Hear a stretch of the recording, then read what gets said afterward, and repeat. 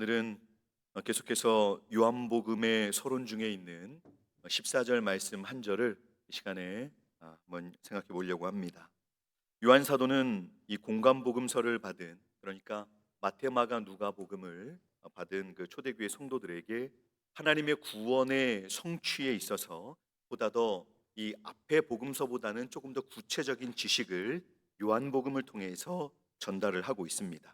즉 같은 사건에 대한 기록이지만 다른 내용을 말하는 것이 아니고, 요한복음은 어, 그 예수님이 어떤 분이신지에 초점을 두고 예수님 자신과 하나님과의 관계가 더 집중적으로 조명이 되고, 또 그로 인해서 이제 우리에게 있게 될 영적인 결과, 그러니까 이제 하나님과 예수께서 이루신 구원으로 저희들이 받게 되는 그 영적인 이 결과가 무엇인지, 구원의 복과 또 거기에 대한 실제적인 상태를 구체적으로 언급을 하고 있습니다. 이렇게 요한 사도는 당시 환란과 핍박이 있고 강력한 시험이 있는 그런 시대 상황 속에서 기독교를 믿는 것이 우리 주 예수님께 사랑과 이 생명을 건 헌신을 드리는 것이 결코 헛되지 않다, 또 무익하지 않다라고 하는 것을 보여주고자 한 것입니다. 그래서 낙심하거나 포기하지 말고 적극적인 믿음의 삶을 살 것을 이 요한복음을 통해서 격려하며 또 권면하고 있는 것입니다. 이제 14절 말씀을 한번 살펴보려고 합니다. 이 14절이 가르치고 있는 주된 진리는 우리 주 예수 그리스도의 성육신, 그러니까 예수님이 인간이 되심의 그 실제성에 대해서 성경은 말씀하고 있습니다. 이 구절을 단순한 의미로 보면 예수, 우리 주님, 구세주 예수님께서 죄인들의 구원을 위해서 그 자신이 인간의 본성을 입으신 사건을 말씀하는 것입니다. 그러니까 진짜 사람이 되셨다는 것입니다. 가끔 전도하다 보면 선생님 하나님 믿으시죠? 이제 교회 오셔서 이제 예수 믿고 구원 받으십시오라고 이렇게 전도를 하다 보면 어떤 분들이 하나님을 보여주면 믿겠다 이렇게 말씀하는 분들이 있습니다. 그럴 때 저희가 좀 당황하게 되는데요. 오늘 본문은 그에 대한 이런 요구에 대한 사도의 답변을 보여주는 것입니다. 보여줄 하나님으로 보고 믿으라고 하기 위해서 예수께서 친히 인간으로 오신 것입니다. 세상의 빛이요 구원의 그 메시아께서 택하신 백성들의 구원을 위해 친히 이 땅에 오셨다는 것입니다. 하나님께서 인간으로 오셨다는 것입니다. 만약에 여러분 예수님이 이 시대에 오셨다면 어떻게 됐을까요? 전 세계 이 복된 소식이 순식간에 퍼질 만한 뉴스 아닙니까? 우리가 성경을 읽으면서 만났던 하나님, 세상을 창조하신 분이시죠. 빛이 있으라. 여러분 이게 누구 목소리입니까? 예수님의 목소리입니다. 홍해의 물을 가르셔서 이 모세의 기적을 주도하신 분, 그리고 여호와의 사자로 등장하시면서 하나님 백성들을 그 때때마다 그 구원을 주도하시면서 도우셨던 바로 그 하나님께서 이제는 완전한 사람으로 오셔서 실제로 우리 가운데 삶을 사셨다는 것입니다.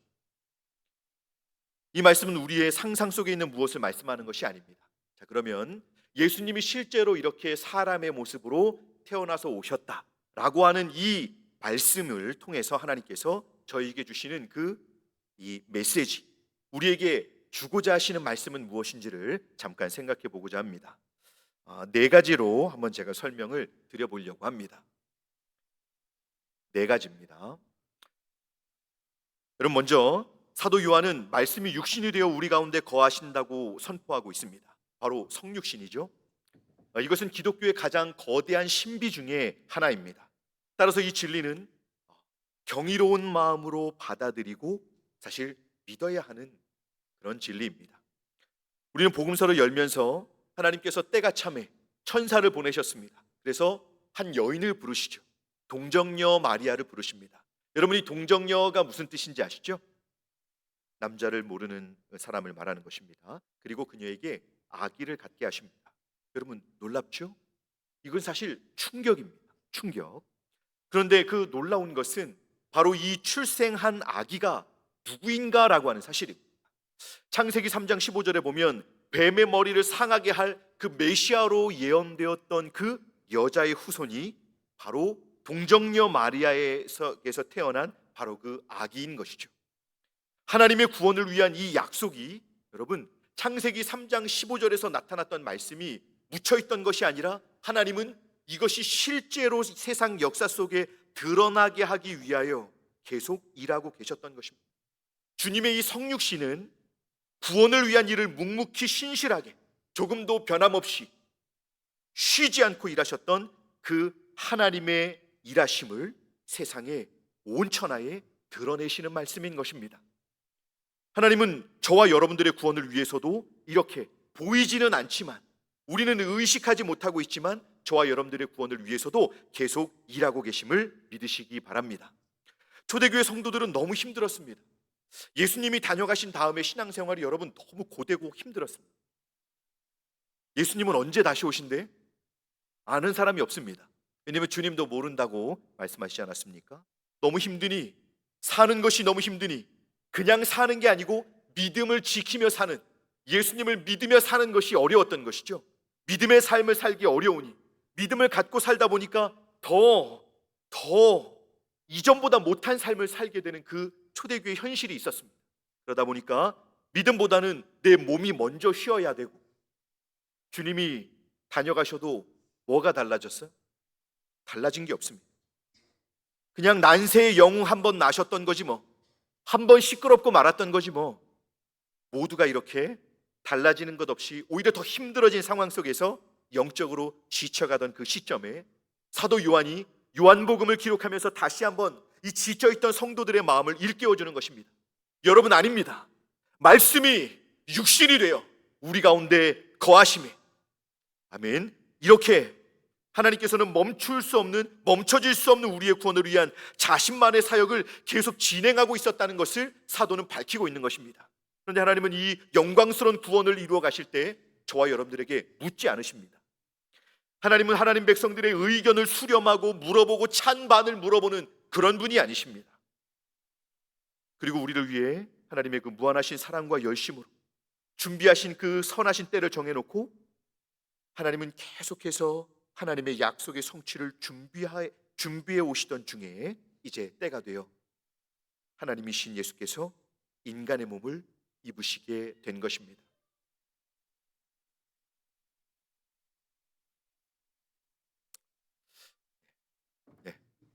네, 은혜가 됩니다. 네, 감사합니다. 두려운 마음에 은혜가 되고 위로가 됩니다.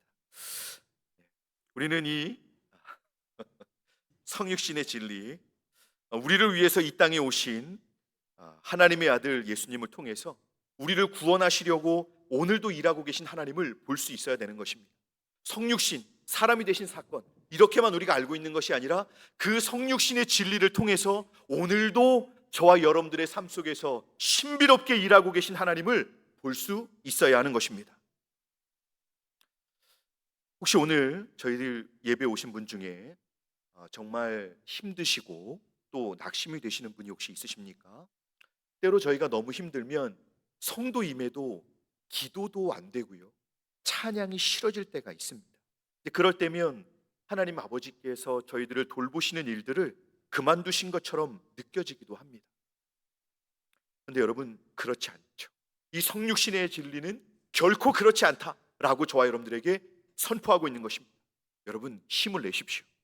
예수님의 이 성육신을 통해서 여전히 우리를 돌보시고 구원하시는 하나님께서 역사하심을 확신하면서 더욱 용기를 내서 저와 여러분들에게 주어진 믿음의 삶을 더 힘있게 이루어내시는 저와 여러분들이 되시기를 주님의 이름으로 축복합니다.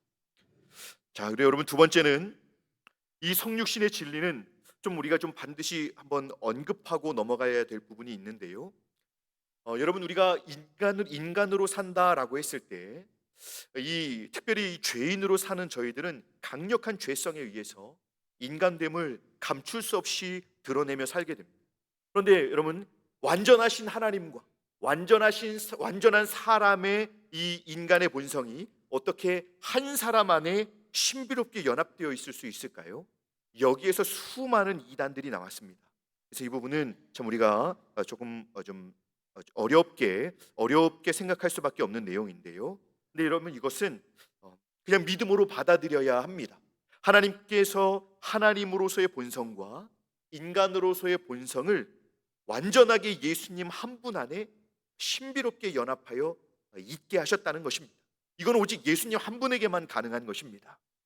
근데 여러분, 이것은 우리의 구원을 위해서 아주 중요한 그 작용을 하기 때문에 이걸 잘 알고 계셔야 합니다.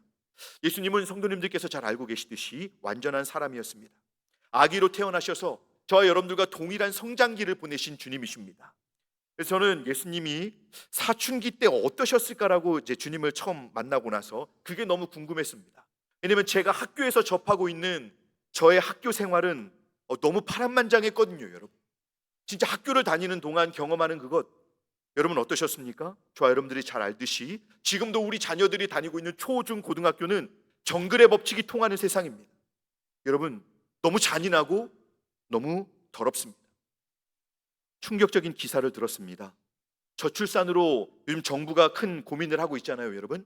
근데 이제 병원에서 아기가 태어났는데 출생 신고가 안 됐습니다. 그래서 정부에서 이제 대대적으로 조사를 한 것이죠. 근데 이제 한 기사가 났는데 한 여학생이 병원에서 아기를 낳습니다. 근데 집으로 데려갈 수가 없는 거예요. 그래서 모텔로 갔습니다. 모텔로 갔는데 뭐 그 학생이 뭘 할 수 있겠습니까? 아기가 배가 고파서 울죠. 그러니 이 학생이 할 수 있는 게 없어서 시끄러우니까 아기를 침대에 엎어놓은 거예요. 당연히 죽게 되죠.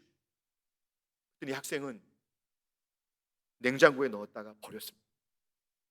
나중에 조사에서 이것이 밝혀진 것이죠. 이 기사를 생각할 때마다 손이 떨립니다. 예수님 당시의 세상은 어땠을까요? 예수님이 직접 보셨던 세상은 어땠을까요? 여러분, 지금과 똑같은 세상입니다.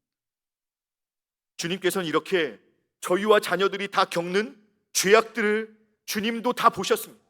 세상이 얼마나 잔인하고 죄악이 가득한지, 얼마나 음란한지 주님은 다 보고 아셨습니다.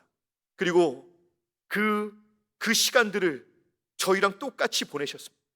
저희랑 똑같이 아파하면서 보내셨습니다. 그러나 반면에 주님은 제가 고민했던 것처럼 주님의 사춘기는 어땠을까요?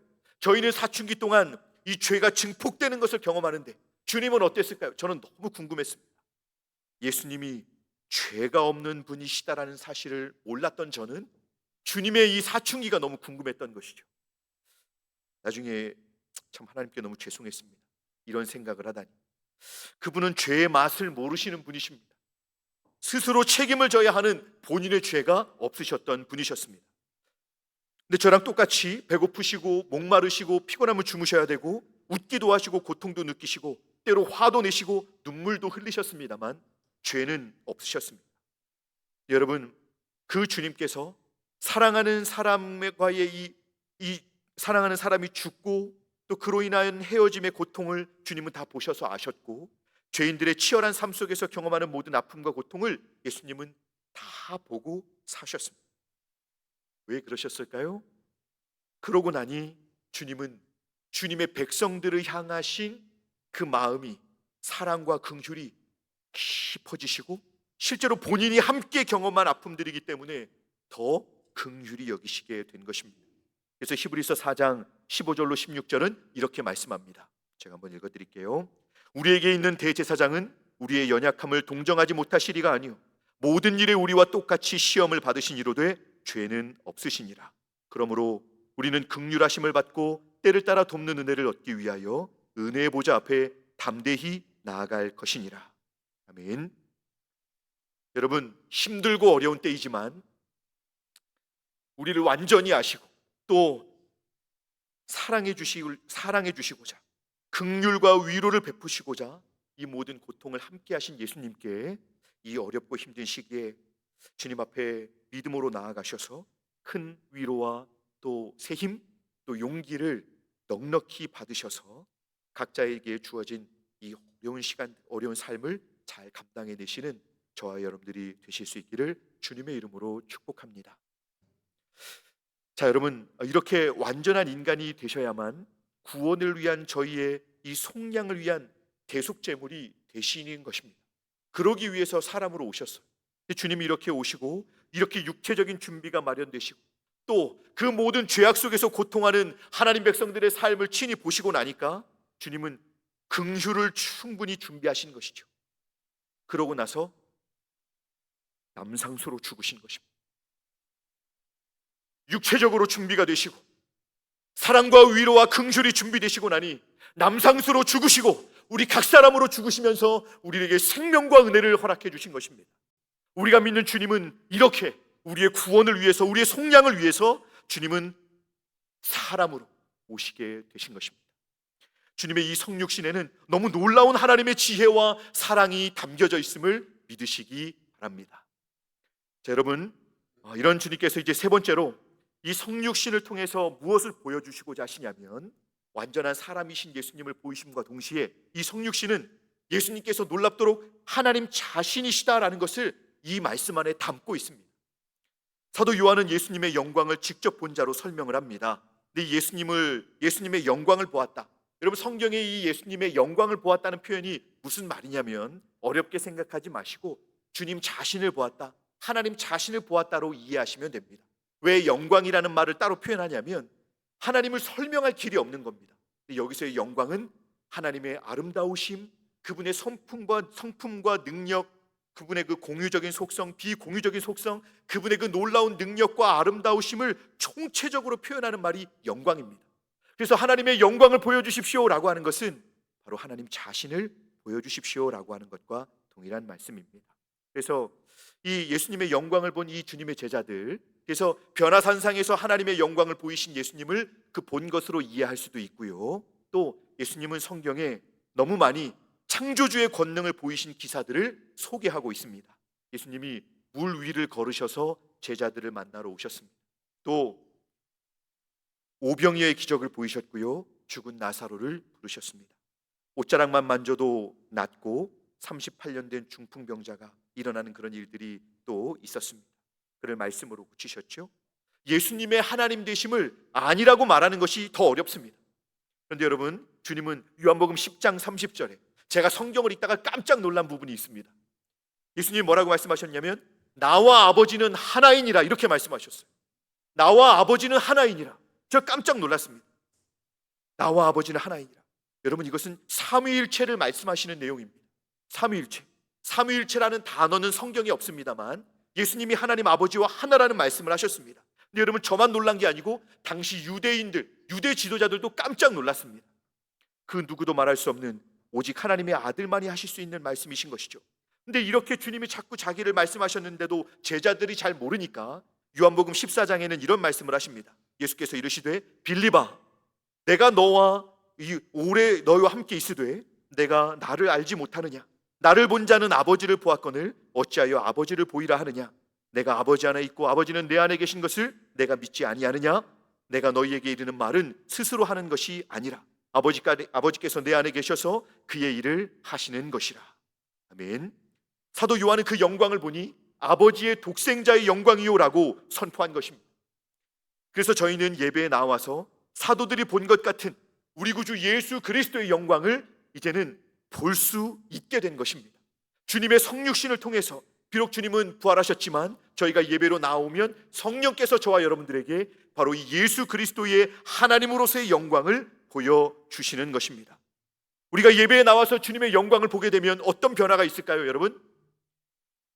고난의 연속인 치열한 삶 속에서 구원해 주시는 하나님께 대한 믿음과 확신, 그리고 분명한 소망을 갖게 됩니다.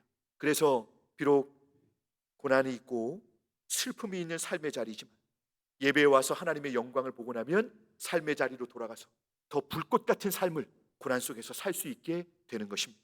바라기는 이렇게 사모하는 마음으로 예배에 나와서 하나님을 높이며 간절히 하나님의 얼굴을 구하시는 저와 여러분들에게 성령께서 예배 속에서 살아계신 하나님의 영광을 보여주셔서 그 깊은 은혜로 다시 한번 저희들의 심장을 고동치게 하시는 그 하나님의 은혜와 감격이 날마다 충만케 되시기를 주님의 이름으로 축복합니다.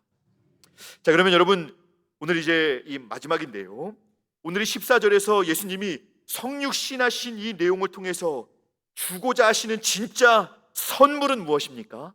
그것은 바로 은혜와 진리입니다. 예수님께서 육신을 입고 거하시는 이 일을 통해서 하나님께서는 그 백성들에게 이제 은혜와 진리를 주고자 하셨던 것입니다. 그래서 예수 그리스도는 타락한 인간들에게 절대적으로 필요한 두 가지, 바로 이 은혜와 진리로 충만하셨던 것입니다. 오직 예수님께서만이 우리를 대신하여 죽으시고 살아나셔서 구원을 성취하시기 때문에 주님께만 우리를 구원하실 수 있는 은혜가 있음을 믿으시기 바랍니다. 그리고 주님께서 저희가 다 이해할 수는 없지만 영원히 의지해야 하는 생명의 진리가 되어 주신 것입니다. 그래서 이제 주님은 내가 곧 길이요 진리요 생명이니 나로 말미암지 않고는 아버지께로 올 자가 없느니라 라고 말씀을 하신 것입니다. 오직 예수님만이 구원과 생명을 주시는 은혜와 또 저희로 하나님 백성으로서 영원히 믿고 따라야 할 생명의 진리가 되시는 것입니다.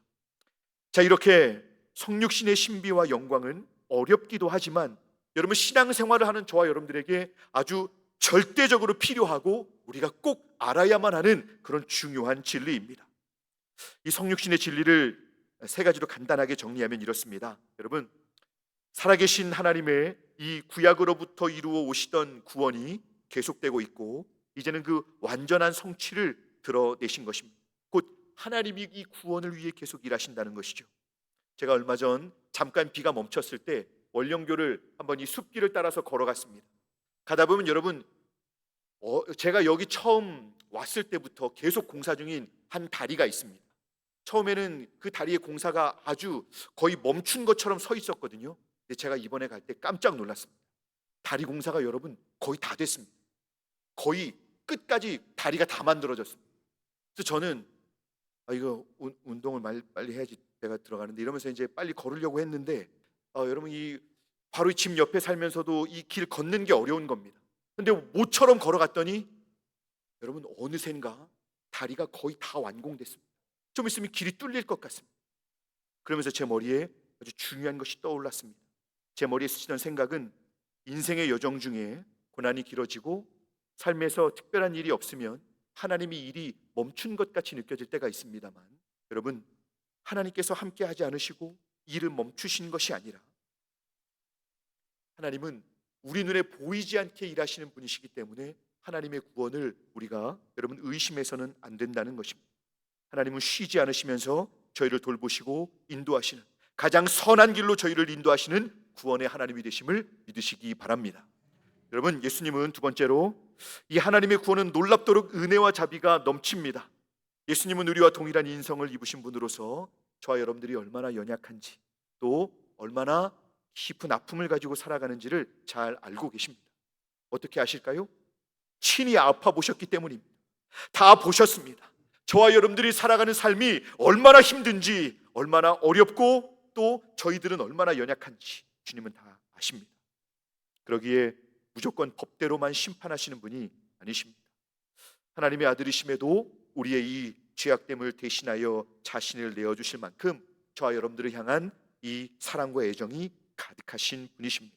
그러기에 이제는 세상과 다른 사람들, 내 주위에 있는 사람들을 의지하지 마시고 예수님께 나아가기를 더욱 힘쓰시는 저와 여러분들이 되시기를 바랍니다. 그럴 때 주님은 충분히 이해하시고 공감하시면서 은혜를 허락해 주실 것입니다.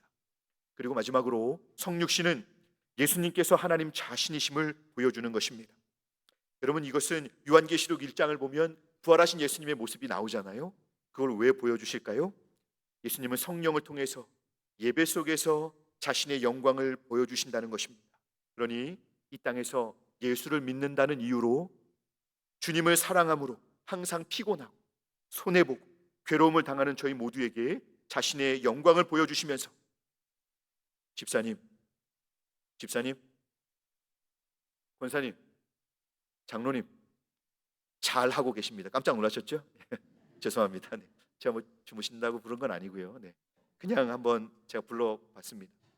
주님이 저희를 이렇게 부르시는 겁니다. 주님이 저희를 부르시는 겁니다. 근데 제가 성경을 읽을 때 하나님 오늘 저에게 주시는 말씀은 무엇입니까? 오늘 중고등부 예배 때 성경을 보다 깜짝 놀랐습니다. 정신을 차리고 이런 말씀이 들어있는데요, 그게 얼마나 제 마음에 깊이 남는지 오늘 남 목사에게 주시는 하나님의 음성은 정신 차려 이겁니다. 때로 이러실 수 있습니다만 이런 믿음의 삶을 살고 있는 저와 여러분들을 주님께서 친히 부르셔서 잘하고 있다, 비록 눈물을 흘리면서 가는 길이지만 힘들고 고통스럽지만 그 누구도 알아주지 않는 길이지만 나는 너를 알고 있고 보고 있고 이 길은 승리의 영광이 나와 함께 기다리고 있는 곳이니 더 힘내라고 격려해 주시는 그런 주님의 그 부르심임을 믿으시기 바랍니다. 저희가 주님을 믿고 헌신하는 것은 헛된 일이 아닙니다. 저희가 주님 앞에 나와서 이 오후 시간을 온통 교회에서 그냥 지내고 있는 이것이 아무것도 할 수 없어서가 아닙니다. 여러분, 바로 우리 영광의 주님께서 저희들의 믿음으로 선택한 것이 예배 중에 임하신 주님이시고 우리를 구원하신 주님이시기에 주님은 이 믿음의 선택을 결코 헛되게 하지 않으실 것입니다. 주님은 우리에게 예수님 안에서 놀라운 구원과 승리와 주님의 사랑의 영광을 소유하게 해 주실 것입니다. 여러분, 예배 속에서 날마다 우리 가운데 임하셔서 나를 부르시고 나에게 자신의 영광을 보여주시는 은혜의 하나님을 날마다 간절히 사모하며 구하실 수 있기를 바랍니다. 말씀을 맺겠습니다. 예수님께서 저희를 위한 화목제물이 되시기 위해 그 십자가에 달리시기 위해 완전한 사람이 되어 주셨습니다. 그리고 이 땅에 계실 때 구원과 하나님의 나라에 대한 놀라운 진리들을 허락해 주셨습니다. 날마다 고단한 삶을 살아가는 저희에게 이 놀라운 말씀을 남겨주신 것은 성육신하신 주님을 바라보면서 여전히 구원을 위해서 일하시는 하나님을 믿고 주님의 나라에 이를 때까지 더욱 용기를 내서 잘 달려가라고 격려해 주시기 위함입니다. 이 영광의 은혜를 사모하시며 더욱 주님께 믿음으로 나아가시게 되면 비록 저희들의 이 어떻게 보면 초라해 보이는 예배일 수 있지만 이곳에서 여전히 은혜를 주시는 성령께서 저희들의 마음을 다시 불붙게 해주시는 은혜를 주실 것입니다. 어디서도 소망과 위로를 받을 수 없는 저희들이 달려갈 안식처는 오직 주님뿐이십니다.